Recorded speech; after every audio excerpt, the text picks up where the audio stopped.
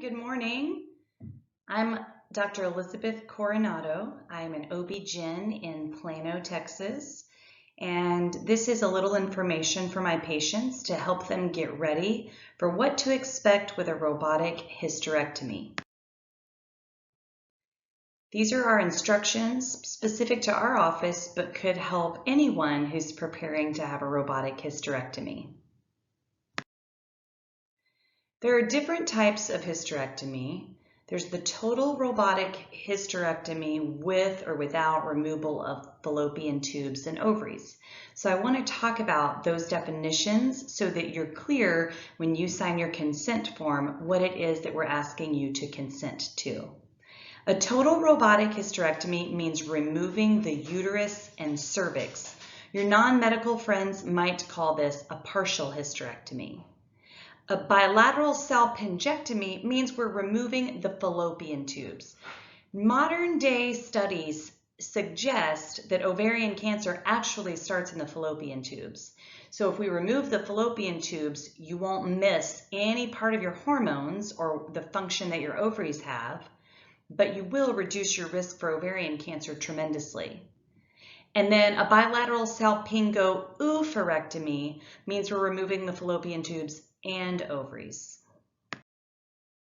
Scheduling your surgery is fairly straightforward. Our surgery scheduler will work with you to find a time that works best with your schedule and fits in with my blocked operating time at one of the two hospitals that I schedule surgeries at. The surgery scheduler will then review the financial obligations. This is going to be really dependent on your insurance plan, and she'll communicate this to you as soon as possible. If required, all of your medical record will be sent to your insurance company, and they will give us the authorization to proceed with surgery. This can actually take a little while, which is why we don't schedule surgery next day most of the time. Insurance authorization is tricky. Keep in mind that the contract is between you and your insurance company. Here's a financial worksheet to help understand the different entities that require payment. We do our very best to make sure these entities are in network with your insurance. So there will be me as the primary surgeon and then the assistant surgeon, which would be one of my partners almost all the time. There's an anesthesiologist who's going to provide the anesthesia to put you to sleep during surgery. There's the actual hospital, and then the pathology, because every specimen that we remove, we send to a pathologist so the pathologist can ensure that that specimen is safe and free from any cancer or precancerous cells. There's going to be a partial amount of these payments that's going to go toward your insurance deductible. Our surgery scheduler will talk with you about the amount of your deductible that's already been met, what your co-insurance percentage is, and your maximum out-of-pocket cost. Also, short-term disability forms might be needed for your work. That is another piece of the coordination of surgery with the surgery scheduler. At your preoperative appointment, we've already decided to proceed with surgery, but we want to take a minute to discuss the implications of surgery again. I will review with you your medical and surgical history specific to any births that you might have had, C-sections, or other abdominal surgeries. We'll talk about the medications that you take, making sure that you're not taking any medicines that could inadvertently thin your blood or make surgical complications riskier. We prefer that you just take Tylenol for about a week prior to surgery if you need pain relievers, because that helps us during surgery make your surgery safer. And then we'll talk about past surgeries that are important for our surgical planning. Please make sure we know about all your previous surgeries. So we're going to, in the preoperative appointment, move through these things. We're going to clarify the details of the surgery. Are we taking or leaving the ovaries? Please bring any list of questions that you might have to ask me at the time of that appointment. And I hope that you've been able to review this video and PowerPoint presentation ahead of time, because it will really help you be prepared with good questions. You'll discuss the finances and the logistics with the surgery scheduler, and then we'll talk about which hospital we're moving toward and if any labs or x-rays or EKG need to be done. Occasionally, we need clearance or permission from a patient's cardiologist or primary care doctor to make sure that surgery is safe for the heart and lungs. There are risks to any surgery and unexpected outcomes, even when we operate with the utmost care and concern. People's bodies are different, anatomy is different, and sometimes these risks can occur. These risks range from life-threatening to minimally annoying.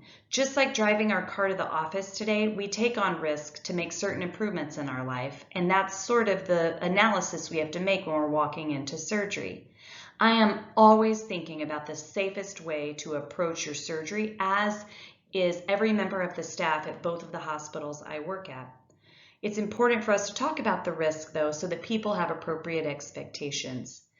There could be bleeding, even to the point of requiring a blood transfusion, infection, sometimes requiring antibiotics, injury to other organs, which might necessitate other surgery or have long-term consequences. The nearby organs to where we operate are the bladder, the ureters, and the intestines.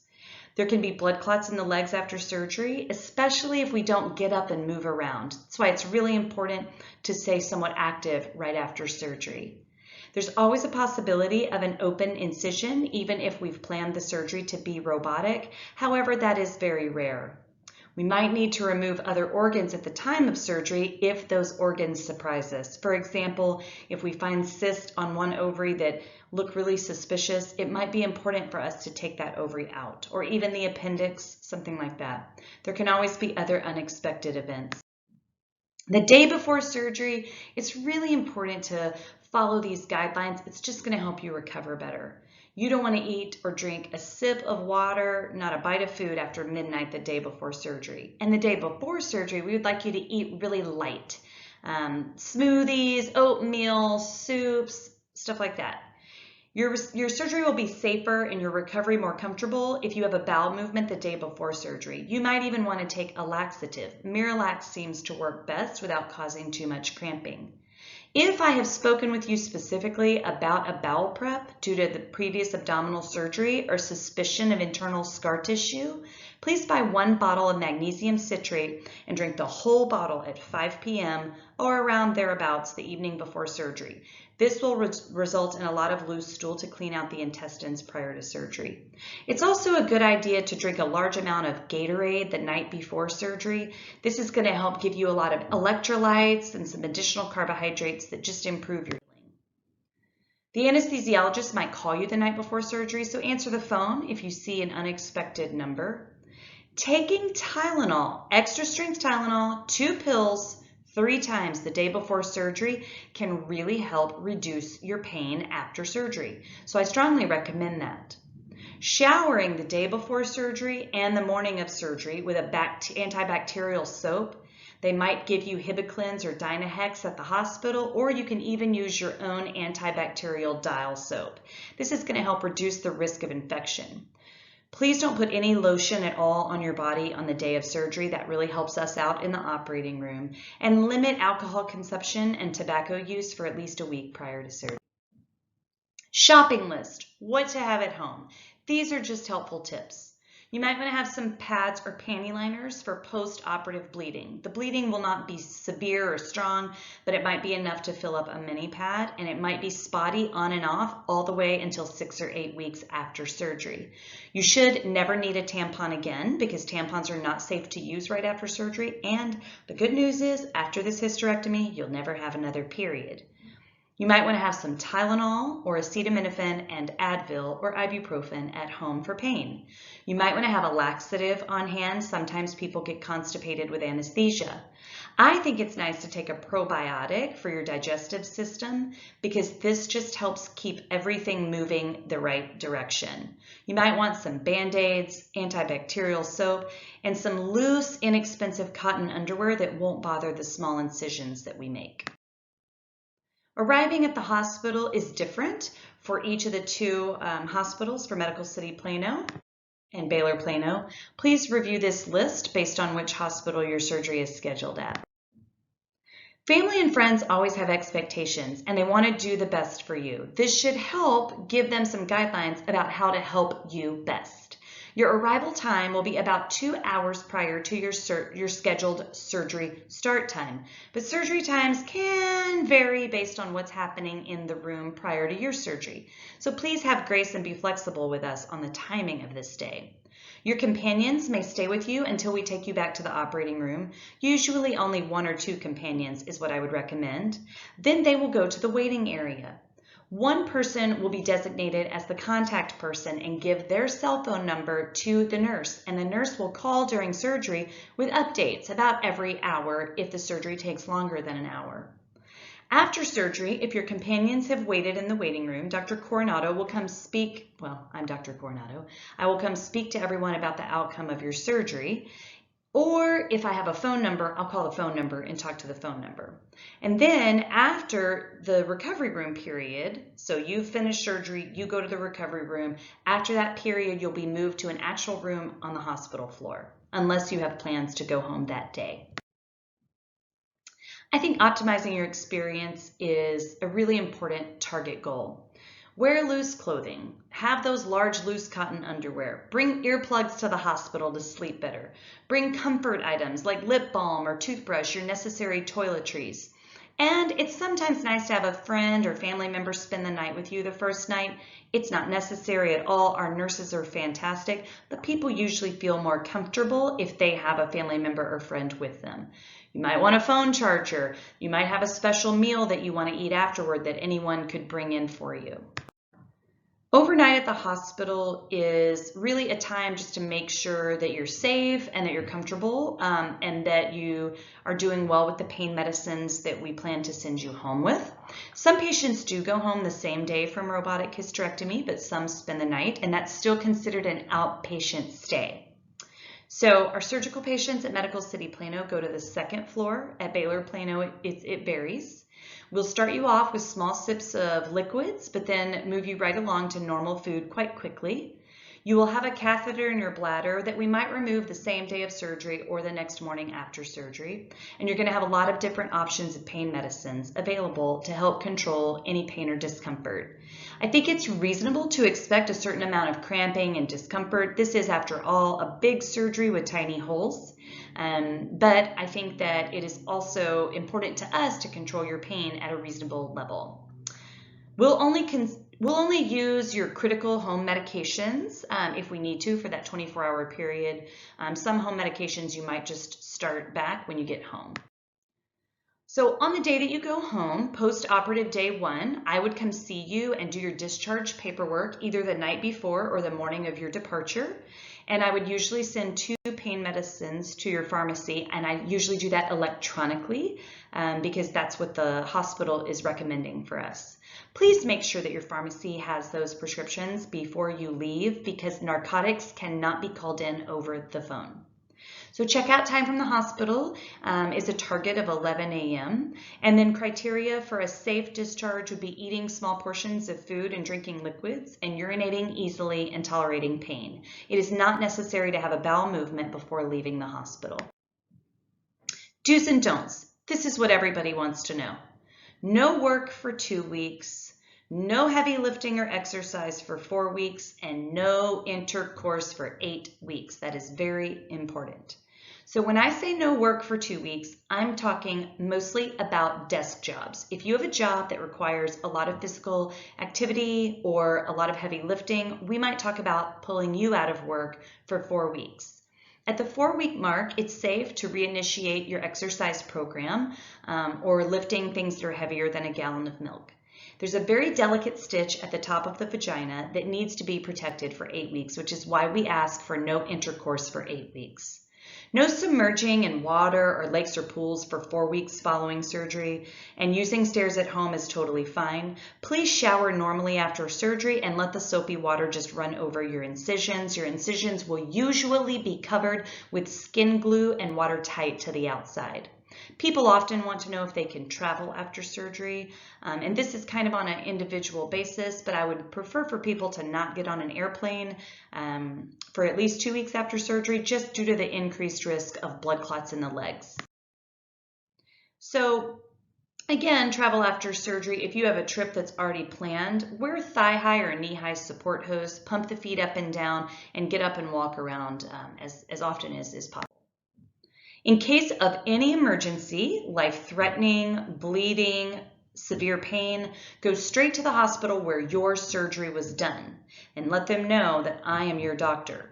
For other questions or urgent issues, call the office during the day, ask for the medical assistant or the nurse or the surgery scheduler, and after hours and on weekends, one of the 5 doctors at my group, Women's Specialist of Plano, is always on call through our answering service. Diet and bowel function are different for every person after surgery, just like pain control is different for every person after surgery. Eat what sounds good to you. No restrictions at all. No special foods are going to necessarily help or hurt your healing. Anesthesia and pain medicine can be constipating though, so sometimes foods that have more fiber will help get your bowels moving better.